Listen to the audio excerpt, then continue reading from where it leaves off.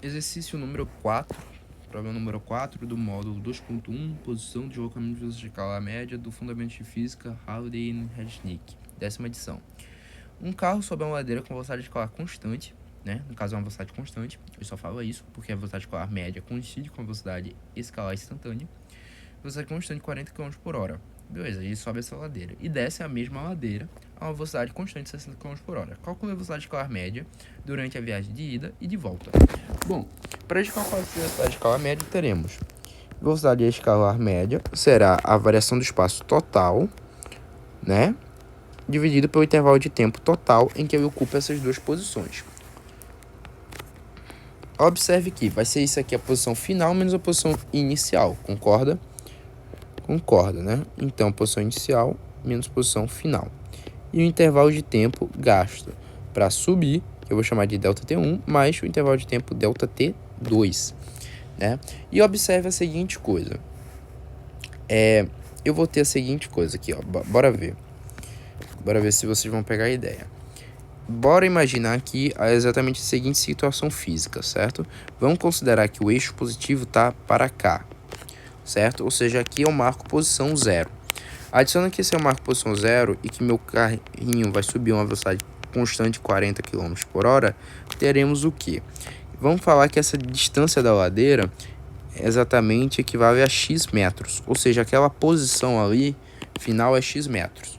Então a primeira variação, exatamente quando ele faz, vou colocar aqui x, né? Quando ele faz exatamente esse primeiro trecho, teremos o que? Velocidade escalar média V1, que é 40 km por hora. Ele percorre posição final x, posição inicial 0, x metros, então, e ele leva um intervalo de tempo ΔT1, perfeito? ΔT1, que é o intervalo de tempo gasto, perfeito? Agora nisso teremos o que? A segunda coisa que é quando ele desce a ladeira a uma velocidade constante de 60 km por hora.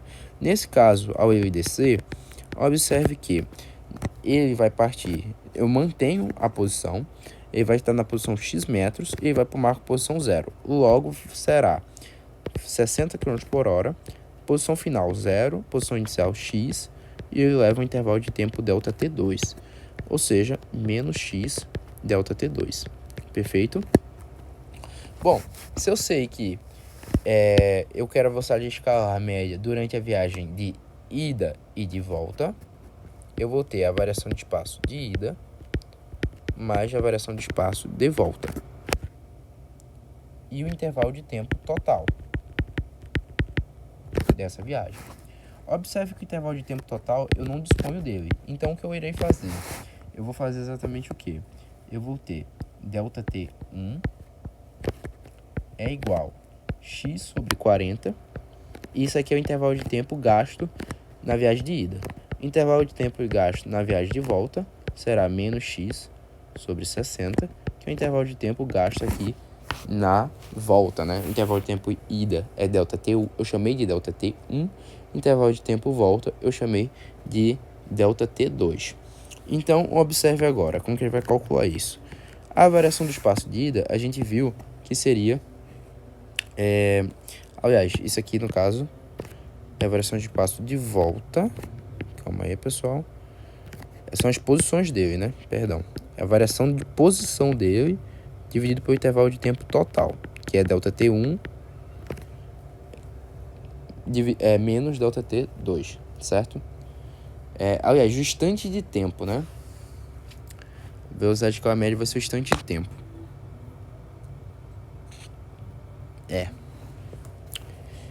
Porque ele vai estar ali com 0, né? Ele vai partir de 0, ou seja, o instante de tempo. Vai ser, então, calcular a velocidade escalar média de viagem de ida e de volta dele vai ser... pronto. Vai ser a variação de espaço de ida mais a variação de espaço de volta. A variação de espaço de ida é x.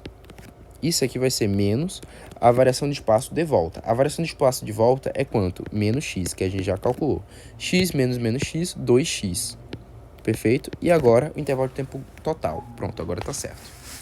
Observe que o intervalo de tempo total vai ser exatamente ΔT1 mais ΔT2, que eu terei x sobre 40 menos menos x sobre 60, que é o intervalo de tempo ΔT2, e isso será então x mais x sobre 60. 60 mais 40, 100, 100x sobre 60 vezes 40. Observe que a gente consegue eliminar 2 zeros, teremos x sobre 24. Então, observe que a velocidade escalar média resultará em 2x dividido por x sobre 24, né? Nesse caso, o fator x ele vai embora e eu terei exatamente 48 km por hora como a velocidade escalar média, né? Que será a minha resposta. Para quem não entendeu o que eu fiz, bora lá. Eu vou fazer isso aqui de forma mais coerente, mas essa aqui é a resposta, tá? Se você entendeu, você já pode finalizar o vídeo. Lembra, a variação do espaço aqui que ele está pedindo, lembra que a velocidade escalar média é exatamente uma variação, ou seja, é uma subtração. Logo, a velocidade escalar média é durante a viagem de ida e de volta. Logo aqui vai ficar variação do espaço, ó, isso aqui ficaria como variação de espaço de volta, que é a última variação que ele tem, menos a variação de espaço de ida, que é a variação de espaço inicial dele, certo? Sendo que a variação de espaço é a própria posição da partícula, neste caso. E isso é a mesma coisa aqui embaixo. Seria ΔT2, que é o intervalo de tempo de volta, menos ΔT1. Perfeito? É exatamente isso. Aqui a gente já calculou quem é a velocidade escalar, quem seria a variação de posição ΔS volta, que é exatamente x. Aliás, a variação de espaço de volta, como a gente calculou, é menos x aqui, né? Então, menos x, aliás, de volta e ida, né?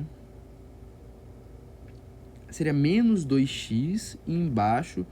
não, eu fiz errado até. Eu fiz errado isso aí também. Considerei o sinal errado também. Mas não tem problema não. Não tem problema não. Dá pra entender.